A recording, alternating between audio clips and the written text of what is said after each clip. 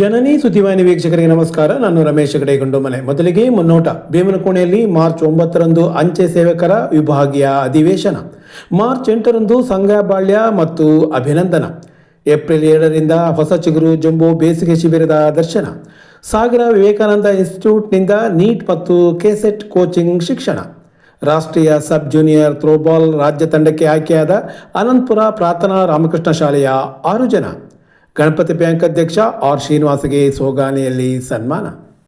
ಅಖಿಲ ಭಾರತ ಗ್ರಾಮೀಣ ಅಂಚೆ ಸೇವಕರ ಸಂಘದ 3ನೇ ದ್ವೈವಾರ್ಷಿಕ ಶಿವಮೊಗ್ಗ ವಿಭಾಗೀಯ ಅಧಿವೇಶನ ಮಾರ್ಚ್ 9ರಂದು ಸಾಗರ ತಾಲೂಕಿನ ಭೀಮನಕೋಣೆ ಶ್ರೀ ಲಕ್ಷ್ಮೀನಾರಾಯಣ ಸಭಾಂಗಣದಲ್ಲಿ ಏರ್ಪಡಿಸಲಾಗಿದೆ. ಅಂದು ಬೆಳಗ್ಗೆ 10 ಗಂಟೆಗೆ ಸಂಘದ ಕರ್ನಾಟಕ ವಲಯ ಕಾನೂನು ಸಲಹೆಗಾರರಾದ ಎಸ್ ಮಂಜುನಾಥ್ ಅವರು ಧ್ವಜಾರೋಹಣ ನೆರವೇರಿಸಲಿದ್ದಾರೆ. 10:30ಕ್ಕೆ ಸಂಸದ BY ರಾಘವೇಂದ್ರ ಮತ್ತು ಶಾಸಕ ಬೇಳೂರು ಗೋಪಾಲಕೃಷ್ಣ ಅವರು ಅಧಿವೇಶನ ಉದ್ಘಾಟಿಸಲಿದ್ದಾರೆ. ವಿಭಾಗೀಯ ಅಧ್ಯಕ್ಷ HG ವೆಂಕಟೇಶ್ ಅಧ್ಯಕ್ಷತೆ ವಹಿಸಲಿದ್ದಾರೆ. ನಂತರ ಮಧ್ಯಾಹ್ನ 2:30ಕ್ಕೆ ವಿಷಯ ನೇಮಕ ಸಭೆ ನಡೆಯಲಿದೆ ಎಂದು ವಿಭಾಗೀಯ ಕಾರ್ಯದರ್ಶಿ H ಭಾಸ್ಕರ್ ಅವರು ತಿಳಿಸಿದ್ದಾರೆ.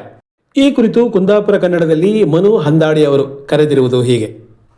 ಎಲ್ರಿಗೂ ನಮಸ್ಕಾರ. ವಿಶೇಷ ಅಂತ ಕೇಂದ್ರೆ ನಮ್ಮ ಅಖಿಲ ಭಾರತ ಗ್ರಾಮೀಣ ಅಂಚೆ ಸೇವಕರ ಸಂಘ ಶಿವಮೊಗ್ಗ ವಿಭಾಗ ಇವರ ವತಿಯಿಂದ 3ನೇ ವರ್ಷದ ವಿಭಾಗೀಯ ಅಧಿವೇಶನ ಹೇಗಳಿಕೆ ಅಂದರೆ ಇದೇ ಮಾರ್ಚ್ 9ನೇ ತಾರೀಕಿಗೆ ಆದಿತ್ಯವಾರ ಬೆಳಿಗ್ಗೆ 10 ಗಂಟೆಯಿಂದ ಶುರುವಾರ ಬೈಸರಿ 4-4:15ವರೆಗೂ ಒಂದು ಒಳ್ಳೆ ಚಂದ ಚೌಕಟ್ಟಿನ ಕಾರ್ಯಕ್ರಮ ನಡೆಯುವ ಸ್ಥಳ ಎಲ್ಲಕ್ಕೆ ಅಂದರೆ ನಮ್ಮ ಸಾಗರ ತಾಲೂಕಿನ ಭೀಮನಕೋಣೆಯ ನಮ್ಮ ಲಕ್ಷ್ಮೀನಾರಾಯಣ ಕಲ್ಯಾಣ ಮಂಟಪದಂಗೆ.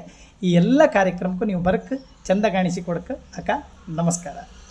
KH ಜಯರಾಮ್ ಕಲಸಿ ಯುವಕ ರೈತ ಮಿತ್ರ ವೃಂದ, ಭೀಮನಕೋಣೆ ಕಸ್ತೂರಬಾ ಮಹಿಳಾ ಮಂಡಳಿ ಮತ್ತು ಮಿತ್ರಕೂಟದ ಸಹಯೋಗದಲ್ಲಿ ಅಭಿನಂದನೆ ಮತ್ತು ಭಾರತೀಯ ಕಲಾವಿದರು ಕೆಳದಿ ಪ್ರಾಂತ್ಯ ಪ್ರಸ್ತುತಪಡಿಸುವ ಜಾನಪದ ನಾಟಕ ಸಂಘಬಾಳ್ಯ ಪ್ರದರ್ಶನ ಮಾರ್ಚ್ 8ರಂದು ಭೀಮನಕೋಣೆ ಶ್ರೀ ಲಕ್ಷ್ಮೀನಾರಾಯಣ ಸಭಾಂಗಣದಲ್ಲಿ ಸಂಜೆ 4:30ಕ್ಕೆ ಏರ್ಪಡಿಸಲಾಗಿದೆ.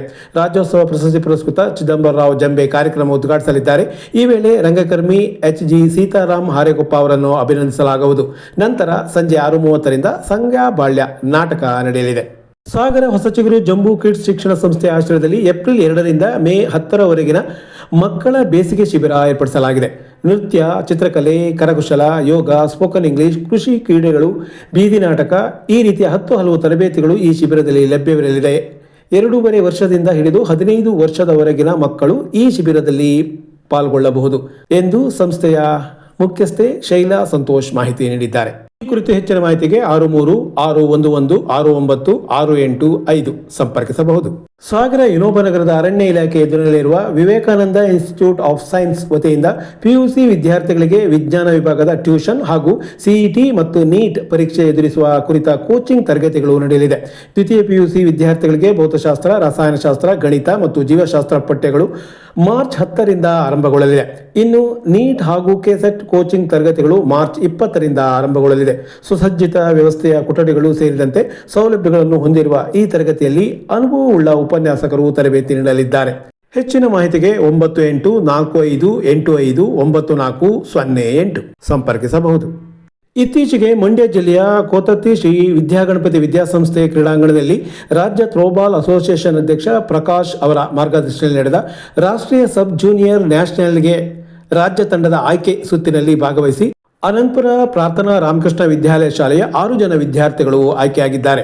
ಮಾರ್ಚ್ 27ರಿಂದ ಮಾರ್ಚ್ 30ರವರೆಗೆ ಛತ್ತೀಸ್ಗಢದಲ್ಲಿ ನಡೆಯಲಿರುವ ಸಬ್ junior national level indoor throwball ಸ್ಪರ್ಧೆಯಲ್ಲಿ ಈ ವಿದ್ಯಾರ್ಥಿಗಳು ಪಾಲ್ಗೊಳ್ಳಲಿದ್ದಾರೆ. ವಂದನಾ, ನಿರೀಕ್ಷಾ, ಕೀರ್ತಿ, ಆದ್ಯ, ನೇಹಲ್, ವರುಣ್ ಅವರು ಆಯ್ಕೆಯಾದ ವಿದ್ಯಾರ್ಥಿಗಳು. ಸಂಸ್ಥೆಯ ಸಂಸ್ಥಾಪಕ ದೇವರಾಜ್ ಹಾಗೂ ಮುಖ್ಯ ಶಿಕ್ಷಕ ವಿಕಾಸ್ ಮತ್ತು ದೈಹಿಕ ಶಿಕ್ಷಕ ವಿನಯ್ ಹಾಗೂ ಮಕ್ಕಳ ಪೋಷಕರು ಈ ವಿದ್ಯಾರ್ಥಿಗಳ ಸಾಧನೆಯನ್ನು ಅಭಿನಂದಿಸಿದ್ದಾರೆ.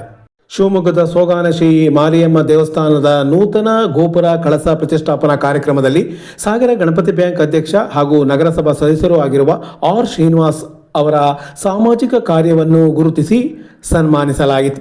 ಈ ಸಂದರ್ಭದಲ್ಲಿ ವೇದ ವಿಜಯಕುಮಾರ್, ಪ್ರಸಾದ್, ಮುನಿರತ್ನಂ, ಮಣಿಕಂಠ, ಆಶಾ ಪ್ರಸಾದ್, ಶೋಭಾ ಮೂರ್ತಿ ಮತ್ತಿತರರು ಇದ್ದರು. ನಮಸ್ಕಾರ.